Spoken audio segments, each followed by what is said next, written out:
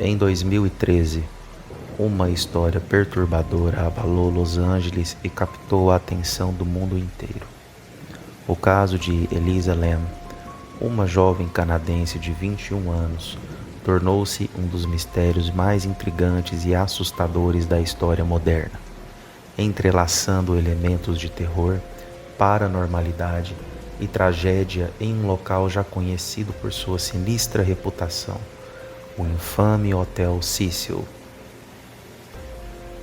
Elisa Lam era o retrato da juventude esperançosa. Filha de imigrantes chineses estabelecidos no Canadá, ela havia recentemente concluído seus estudos universitários e estava prestes a iniciar um novo capítulo em sua vida junto ao namorado. Como muitos jovens de sua idade, decidiu realizar uma viagem solo antes de estabelecer-se definitivamente. Seu destino escolhido foi a ensolarada Los Angeles, e seu local de hospedagem, o Hotel Cecil, uma escolha que mudaria e terminaria sua vida para sempre. O Hotel Cecil não era um estabelecimento qualquer. Construído em 1927, o edifício carregava décadas de histórias macabras, suicídios, assassinatos e mortes inexplicáveis faziam parte de seu obscuro legado. Localizado em uma área conhecida como Skid Row, região marcada pela pobreza e criminalidade, o hotel havia se tornado um símbolo do lado sombrio de Los Angeles. Nos primeiros dias de sua estadia, Elisa comportava-se como qualquer outra turista.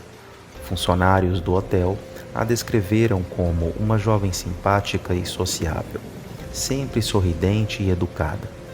Ela explorava a cidade usando o transporte público, visitava pontos turísticos e mantinha contato regular com sua família através de mensagens e ligações. No entanto, algo começou a mudar. As mensagens para seus pais tornaram-se menos frequentes até cessarem completamente. O silêncio incomum alertou a família Lam, que imediatamente contactou as autoridades americanas. Quando a polícia realizou uma verificação no quarto de Elisa, encontrou todos seus pertences intactos, incluindo documentos e dinheiro, mas nenhum sinal da jovem. Durante a investigação, as autoridades recuperaram as filmagens das câmeras de segurança do hotel. O que encontraram era tão perturbador quanto inexplicável. As imagens, datadas de 1º de fevereiro de 2013, mostram Elisa no elevador do hotel exibindo um comportamento extremamente errático. No vídeo, que se tornaria viral na internet, Elisa aparece entrando no elevador e pressionando vários botões de uma vez. Em seguida, começa a espiar para fora do elevador, como se estivesse procurando ou fugindo de algo. Seus movimentos são desconexos e inquietantes. Ela gesticula de forma estranha, como se estivesse conversando com alguém invisível. Em determinado momento, realiza movimentos peculiares com as mãos, como se estivesse jogando algo invisível no ar. O mais perturbador é que o elevador parece não funcionar normalmente durante toda a sequência. As portas permanecem abertas por um tempo anormalmente longo, contrariando seu funcionamento automático. Elisa entra e sai várias vezes, sempre parecendo cada vez mais agitada e perturbada. Enquanto as buscas por Elisa continuavam, os hóspedes do Hotel Cecil começaram a relatar problemas com o abastecimento de água. Reclamações sobre água escura, com gosto e cheiro estranhos, tornaram-se frequentes. A pressão estava baixa e a coloração da água variava entre tons de preto e verde. Em 19 de fevereiro de 2013, um funcionário do hotel subiu até o telhado para verificar os tanques de água. Ao abrir uma das cisternas, deparou-se com uma cena horripilante. O corpo decomposto de Elisa Lam flutuava na água que abastecia todo o hotel. Durante quase 3 semanas, os hóspedes haviam inconscientemente utilizado essa água para beber, tomar banho e cozinhar.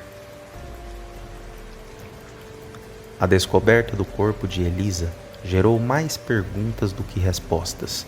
O tanque de água onde ela foi encontrada tinha uma entrada extremamente pequena e a tampa era pesada demais para ser facilmente movida.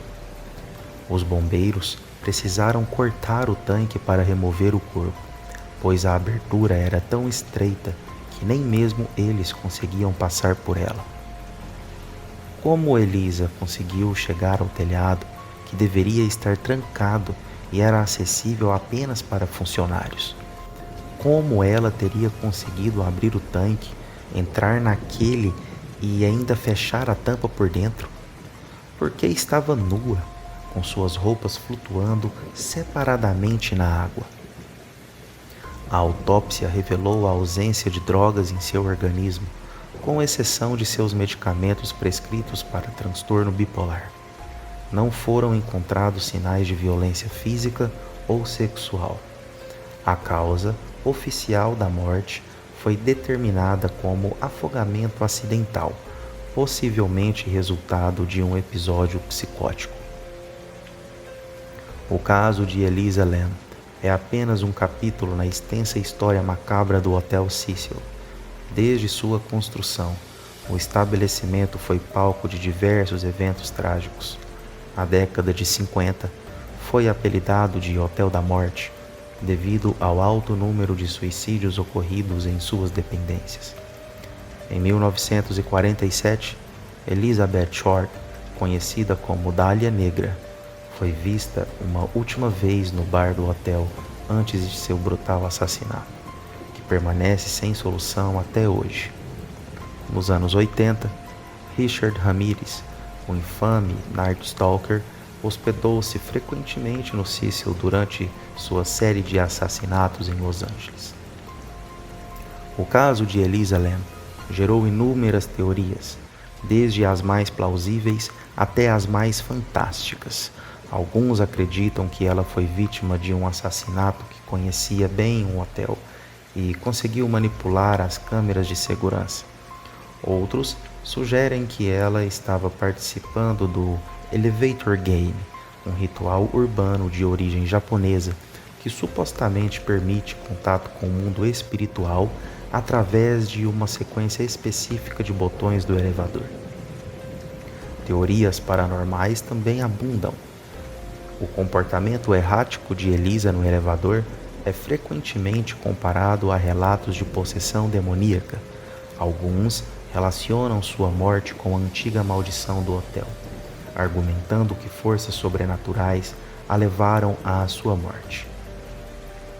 O caso de Elisa Lam capturou a imaginação do público e inspirou várias obras culturais. O horror de sua morte foi amplificado pela viralização do vídeo do elevador, que continua gerando debates e análises até hoje. A série American Horror Story Hotel foi parcialmente inspirada no caso, assim como diversos documentários e livros. Em 2021, a Netflix lançou o documentário Crime Scene: The Vanish of the Cecil Hotel, que examina detalhadamente o caso e seu contexto histórico.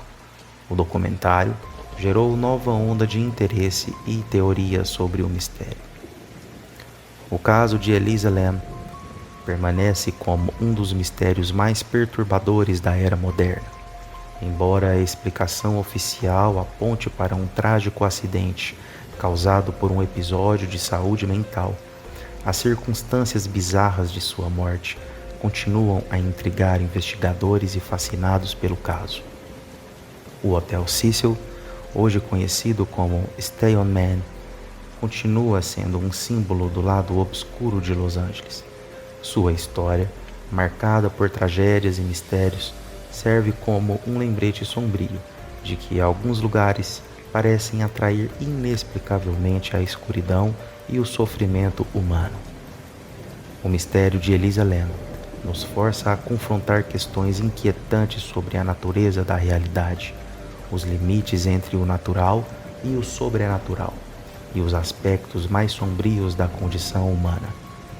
Seu caso permanece como um testemunho perturbador de como algumas mortes, mesmo quando tecnicamente solucionadas, continuam a nos assombrar com suas perguntas sem resposta e possibilidades inexploradas. A jovem canadense que sonhava com uma aventura nos Estados Unidos acabou se tornando parte de uma história muito mais sombria do que poderia ter imaginado, deixando um legado de mistério que continua a intrigar e perturbar pessoas em todo o mundo.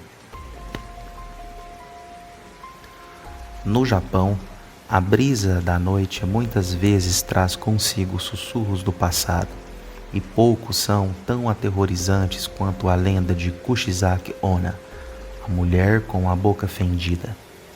Numa pequena cidade envolta pela neblina, as pessoas falavam em sussurros sobre histórias que faziam o sangue gelar. A mais temível entre elas era a de uma mulher que assombrava os sonhos e as ruas. Era uma noite calma e a lua cheia iluminava a cidade como um farol, mas por trás dessa serenidade, o medo se escondia nas sombras. Um homem chamado Hiroshi caminhava sozinho em direção à sua casa. Ele desfrutava de um momento de paz, imerso em seus pensamentos, quando avistou um vulto à distância. A figura se aproximava lentamente, vestindo uma roupa branca com uma máscara cirúrgica que cobria seu rosto. A inquietação começou a tomar conta de Hiroshi, mas ele insistiu que era apenas sua imaginação.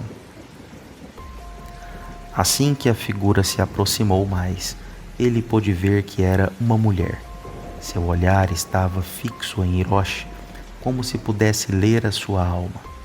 E então ela falou com uma voz suave que contrastava com seu jeito sinistro. "Você acha que sou bonita?" Hiroshi, tomado pelo nervosismo, respondeu hesitante, mas finalmente confirmou: "Sim, é bonita." Ela então, removendo a máscara, mostrou sua boca desfigurada, com um corte profundo que se estendia de orelha a orelha. O horror tomou conta de Hiroshi, um grito sufocado emergindo de sua garganta, mas não havia tempo para gritar. Em um momento rápido, Kushizake Onna brandiu uma enorme tesoura que parecia brilhar sob a luz da lua. Antes que pudesse pensar em correr, a mulher já estava em cima dele, e o que se seguiu foi um pesadelo. As lâminas cortaram o ar com um som agonizante. Hiroshi tentou escapar, suas pernas movendo-se rápido, mas a escuridão da noite o cercava. Ele caiu no chão e as últimas visões que teve foram dos olhos de Kushizake Onna, frios e vazios, e do sorriso insano que ela ostentava. Após a noite fatídica, outras pessoas na cidade começaram a relatar encontros semelhantes, histórias de homens e mulheres que, ao caminhar sozinhos à noite, eram abordados por uma figura com uma máscara. Os relatos de ataques e mutilações aumentaram, criando uma onda de pânico. As autoridades, alarmadas, tentaram capturar a criatura que espalhava terror, mas Kushizake Onna sempre desaparecia antes que eles pudessem agir. Como um fantasma, ela aparecia e desaparecia, deixando apenas dor e desespero em seu rastro. Com o passar do tempo, a lenda se solidificou. Os habitantes da cidade começaram a evitar sair à noite, especialmente sozinhos. Cada sombra parecia trazer consigo a ameaça da mulher com fenda na boca, As crianças eram alertadas para não conversarem com estranhos, e os adultos sussurravam sobre a importância de ficar sempre em grupo após o cair da noite. Os dias se tornaram semanas e as semanas se transformaram em meses. A história de Kuchisake Onna atravessou gerações, perpetuando o medo que a envolvia. Não se tratava apenas de um conto assustador, era um aviso, um lembrete sombrio de que o perigo muitas vezes se esconde nas aparências e a confiança pode levar à ruína. Uma nova geração cresceu, ciente da lenda, mas também inconsciente de sua presença real.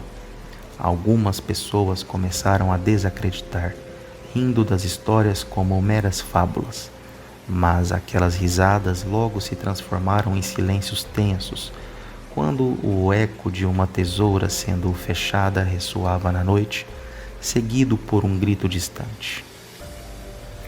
O mito de Kuchisake Onna persistia, e, em uma cidade onde a luz da lua revelava sombras, havia quem, ao cruzar uma esquina, olhasse por cima do ombro, esperando nunca encontrar o que não deveria ser visto. Na segurança de suas casas, as velas eram acesas e murmúrios de orações ecoavam enquanto cada morador lutava contra uma mente que os fazia questionar: a lenda é real? E, acima de tudo, quem poderia garantir que ela nunca apareceria novamente? Em cada esquina, outra história esperava para ser contada. E assim, Kuchisake Onna continuou a vagar, solidificando seu lugar na história horripilante que jamais seria esquecida.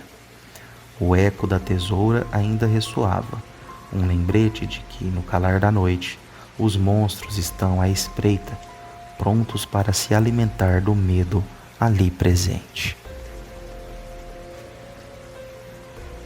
Em uma pequena vila cercada por montanhas e florestas densas, havia um velho templo abandonado que muitos evitavam. Os poucos que se atreviam a passar por ali contavam histórias sombrias sobre o lugar. Diziam que era assombrado pelo espírito de um monge expulso de sua ordem por suas práticas obscuras e proibidas. Ele vagava pelos corredores escuros, buscando almas inocentes para atormentar. Naquela noite de lua cheia, um grupo de 5 amigos, Lucas, Ana, Miguel, Clara e Roberto, decidiu explorar o templo. Impulsionados pela curiosidade e pela adrenalina, eles seguiram por um caminho estreito que os levava até a entrada do templo. O ar estava pesado e uma sensação de desconforto envolveu o grupo assim que pisaram no solo coberto de folhas secas. Isso é apenas uma lenda, disse Lucas, tentando aliviar a tensão. Mas conforme entraram, o silêncio opressivo do templo parecia absorver suas palavras. As paredes estavam cobertas de musgo e o odor de mofo preenchia o ambiente. A luz da lanterna mal iluminava os corredores estreitos, enquanto sombras dançavam ao redor. Após alguns minutos explorando, Ana teve a sensação de que algo os observava. "Vocês não sentem isso?" ela perguntou, mas seus amigos apenas riram, acreditando que era apenas a imaginação dela. De repente, um ruído estranho ecoou pelo templo, como se algo estivesse se movendo nas sombras. Um velho gelado soprou, fazendo com que as lanternas tremessem. O grupo trocou olhares assustados e um calafrio percorreu a espinha de todos. Foi quando perceberam que as portas começavam a se fechar lentamente, como se algo estivesse pressionando para mantê-los dentro. "Precisamos sair daqui", gritou Miguel, mas antes que pudessem se mover, um grito agudo cortou o ar, vindo de um dos quartos ao fundo. O som era de fazer o coração parar. Eles hesitaram, mas a curiosidade e o medo os empurraram em direção à origem do grito. Ao se aproximarem, avistaram uma figura pálida e esquelética, envolta em um manto esfarrapado. Era o espírito do monge. Seu olhar penetrante e vazio parecia atravessar a alma dos amigos. Num gesto lento, ele começou a caminhar em direção a eles, emitindo um som gutural e arrepiante que ressoava como um eco de dor e sofrimento. O grupo paralisou por um instante, mas logo o instinto de sobrevivência tomou conta. Eles correram, cada um seguindo uma direção diferente nos corredores labirínticos do templo. Vidas estavam em jogo, e o terror os fez acreditar que poderiam não conseguir escapar. Clara e Roberto encontraram uma porta aberta ao final de um corredor. Sem pensar duas vezes, eles mergulharam para fora, tocando a liberdade da luz do dia. O sol brilhante, quase ofuscante, pareceu acolhê-los e aquecer suas almas, mas a preocupação tomou conta dele. Onde estavam os outros? Enquanto isso, Lucas, Miguel e Ana se viram perdidos entre as sombras. O espírito do monge os seguia, sussurrando palavras incompreensíveis que se transformavam em gritos ensurdecedores. Eles apenas queriam escapar, mas as portas estavam trancadas e o caos tomou conta. Cada um deles se sentia mais perto do desespero, incapaz de encontrar uma saída. "Vamos, sigam-me", gritou Miguel, levando-os a um pequeno altar no centro do templo. Ali, as energias pareciam ainda mais densas. A impressão de que algo maligno estava presente era palpável. Com o espírito cada vez mais próximo, o grupo decidiu enfrentar seus medos e, juntos, começaram a entoar uma antiga canção que ouviram em lendas, acreditando que poderiam apaziguar a alma atormentada. Mas o monge se aproximava. A fúria em seu olhar era inegável. A canção parecia não ter efeito algum. Os amigos lutaram para manter a coragem diante daquela visão horripilante, enquanto o templo parecia se arrastar. Foi quando uma porta lateral se abriu e, num impulso desesperado, eles correram na direção da luz que se infiltrava. Finalmente livres do templo, os amigos se encontraram novamente sob a luz do sol. O sentimento de alívio era misturado com o horror da experiência. O monge havia sido deixado para trás, mas a memória do que viveram nunca os abandonaria. "Isso nunca mais", murmurou Clara, ainda ofegante. A lenda do espírito maligno do monge continuou a assombrar a região. Os moradores contavam histórias sobre os jovens que haviam desafiado o templo, e poucos acreditavam que a alma inquieta tinha finalmente encontrado descanso. O velho templo permaneceu lá, silencioso e ameaçador, guardando seus segredos e esperando novos visitantes que ousassem cruzar suas portas. E assim, a sombra do monge viveu, pois muitos ainda se perguntavam se as almas que se perdem na escuridão conseguem realmente retornar à luz.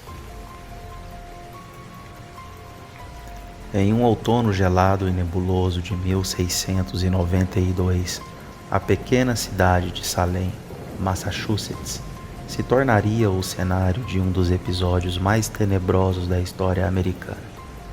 Uma combinação explosiva de superstição, medo e histeria em massa transformou uma comunidade pacífica em um campo de batalha onde a vida e a morte eram decididas por acusações infundadas e testemunhos duvidosos. As bruxas de Salem não eram apenas mulheres acusadas de práticas sombrias. Elas eram símbolo da opressão, do medo e da manipulação que podem se espalhar como fogo em palha seca. A história começa com Tituba, uma escrava originária das Índias Ocidentais, que foi a primeira a ser apontada como bruxa. Por trás de sua pele escura e ancestralidade exótica, os moradores de Salem viam uma cara mística, uma personificação do mal. Quando algumas jovens da cidade, incluindo as filhas de líderes respeitados, começaram a apresentar comportamentos estranhos, convulsões, gritos incontroláveis e visões aterradoras, Tituba se tornou a bucha de canhão perfeita. Levantaram-se vozes que chamavam por justiça, mas que na verdade só queriam um bode expiatório. O eco das acusações reverberou pela cidade, levando a uma caça às bruxas que rapidamente saiu do controle. Sarah Good, uma mulher pobre e mal vista, foi outra vítima dessa loucura. Os moradores a viam como uma desajustada, alguém que não se encaixava nos padrões rigidamente estabelecidos pela sociedade puritana. Acusá-la de bruxaria era como acertar duas metas de uma vez: eliminar uma ameaça percebida e reforçar o próprio status social. Em meio ao caos, a figura de Cotton Mather emergiu. O ministro puritano, com seu fervor religioso, alimentou as chamas da histeria ao apoiar os julgamentos e validar os medos da população. Quando os tribunais começaram a funcionar, a lógica e a razão foram deixadas de lado. As evidências apresentadas eram circunstanciais, baseadas principalmente em relatos de pânico e temor. Um testemunho podia condenar alguém, mesmo na ausência de qualquer prova concreta. O resultado? Dezenas de pessoas foram presas e, finalmente, 19 homens e mulheres foram enforcados como se fossem animais no matadouro, enquanto um Giles Corey foi esmagado com pesados blocos de pedra por se recusar a se declarar culpado. A incredulidade e o horror permeavam a atmosfera, mas a verdade havia sido eclipsada pelo medo. Cada noite, Salem parecia ganhar vida própria. Ventos uivantes sussurravam segredos nas árvores gélidas, e a lua cheia iluminava rostos pálidos que se espreitavam nas sombras. As almas das mulheres injustamente condenadas pareciam vagar pelas ruas, buscando vingança ou talvez paz. Os moradores falavam em sussurros sobre aparições e sombras que passavam rápido demais para serem vistas, como se o resto de suas ações estivesse se manifestando no mundo espiritual. Mas a história das bruxas de Salem não terminou com a execução. Em vez disso, tornou-se um aviso, um lembrete sombrio do que pode acontecer quando o medo e a ignorância são deixados sem controle. As lições de Salem ecoariam por gerações, influenciando movimentos sociais e inspirando obras de arte e literatura, sempre relembrando a humanidade do custo da paranoia coletiva.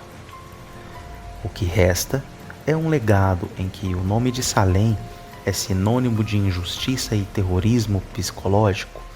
Ao longo dos séculos, a narrativa das bruxas sempre foi revivida, não apenas como um conto de horror, mas como um pacto com a história, um lembrete de que, sob a superfície da sociedade civilizada, pode haver uma voracidade de julgamento pronta para devorar aqueles que se atrevem a se desviar da norma. A memória das bruxas de Salem é um apelo à vigília, um chamado para que a humanidade nunca se esqueça das consequências do medo irracional e da busca implacável por culpados. Era uma noite fria e envolta em mistério quando Elisa e Thomas se casaram. cercados por amigos e familiares na grandiosa e antiga construção de pedra que era o Castelo Blackthorn. Os candelabros iluminavam o salão com uma luz suave, enquanto os risos e a música ecoavam pelos corredores sombrios do castelo. Entretanto, à medida que a festividade avançava, Elisa começou a sentir o peso da celebração. As danças e risadas tornaram-se demasiado intensas e ela ansiava por um momento de tranquilidade. "Vamos brincar de esconde-esconde", sugeriu Elisa, sua voz perdendo-se entre as notas de uma valsa. Os convidados riram, mas logo concordaram, encantados pela ideia de um jogo infantil em meio ao luxo da festa. Enquanto todos fechavam os olhos e contavam até 100, Elisa escapuliu pelos corredores labirínticos do castelo. O som dos passos apressados ecoava sob seus pés, e o coração batia forte em seu peito, pulsando com adrenalina. Após percorrer várias salas, Elisa encontrou um velho baú de carvalho empoeirado, esquecido em um canto escuro. Ele parecia convidativo em sua solidão, e, sem pensar duas vezes, a jovem se escondeu dentro dele. Assim que se acomodou, a tampa do baú fechou-se bruscamente, como se tivesse vida própria. Um arrepio percorreu sua espinha. Ela tentou abrir a tampa, mas estava presa. No início, Elisa permaneceu calada, confiante de que logo a encontrariam, mas à medida que os minutos se transformavam em horas, o nervosismo crescia. Enquanto isso, no salão, Thomas e os outros convidados começaram a perceber a ausência da noiva. As risadas cessaram e uma nuvem de preocupação pairou sobre o grupo. Eles procuraram em cada cômodo, chamando pelo nome de Elisa, mas a resposta era sempre eco de suas vozes. A festa logo se transformou em desespero, quando a noite se transformou em madrugada e o sol despontou no horizonte. A busca se intensificou. No entanto, Elisa não estava em lugar nenhum. Os dias tornaram-se semanas e as semanas tornaram-se meses, e o tempo seguiu seu curso indiferente. A cidade falava sobre a noiva desaparecida, mas ninguém conseguia solucionar o mistério.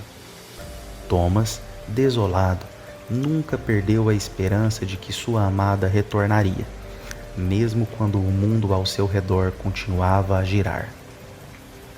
O castelo tornou-se um símbolo de sua perda, uma lembrança cruel do que poderia ter sido. Anos depois, a vida de Thomas seguiu o seu curso amargo. A dor da perda se transformou em uma sombra que o acompanhava, mas ele nunca deixou Blackthorn. O castelo tornou-se um refúgio, um lugar onde as memórias dela permaneciam vivas nos ecos da casa. Em um dia ensolarado, quando os raios de luz filtravam pelas janelas quebradas, Thomas decidiu revisitar os antigos corredores que guardavam suas recordações mais profundas. Quando entrou no salão, um sentimento de nostalgia tomou conta dele. O chão rangia sob seus pés enquanto ele explorava os lugares que uma vez foram preenchidos por risos. Eventualmente, seus passos o levaram até o sombrio canto onde o baú de carvalho ainda repousava, coberto por uma camada espessa de poeira. A curiosidade e a dor se entrelaçaram dentro dele. Com as mãos trêmulas e o coração batendo acelerado, Thomas abriu a tampa do baú. A madeira rangia, e o cheiro de mofo e envelhecimento invadiu suas narinas. O palpite que o levou até ali tornara-se palpável. O que poderia ele encontrar? Um pedaço de sua amada? Um vestígio de seu amor? A tampa se ergueu lentamente, revelando o que os anos haviam escondido. A luz filtrada pelo castelo iluminou o interior do baú, onde, para seu horror, ele encontrou o esqueleto de Elisa, envolto em seu vestido de noiva, que agora estava em estado de decomposição. O choque da realidade o atingiu como um soco no estômago, e lágrimas escorriam pelo rosto enrugado de um homem que nunca teve a chance de despedir-se. Thomas caiu de joelhos. Um grito de desespero ecoou pelas paredes do castelo. Ele perguntou como isso foi possível, porque ninguém havia encontrado sua amada antes. O castelo, que um dia fora um espaço de alegria e celebração, agora sentia-se como uma prisão assombrada por segredos e traumas. Enquanto o sol se punha, lançando sombras longas e sinistras sobre o castelo, Thomas fez uma promessa a Elisa. Ele não a abandonaria novamente. Sua alma agora estava presa naquele lugar, assim como a dele. O castelo foi então selado, um monumento ao amor perdido e à eterna dança entre a vida e a morte. E assim, o velho castelo permaneceu em silêncio, guardião de um amor que se transcendeu com o tempo, envolto em mistério e tragédia. Um sussurro nas brisas frias que sopram entre as paredes de pedra, onde os ecos das risadas se fundem às lamentações de quem perdeu aquilo que nunca pôde ter. Desde então, os habitantes da aldeia próxima evitavam o lugar, temendo o que poderia esperar nas sombras. Quem ousa entrar em Blackthorn, disse, jamais sairá ileso.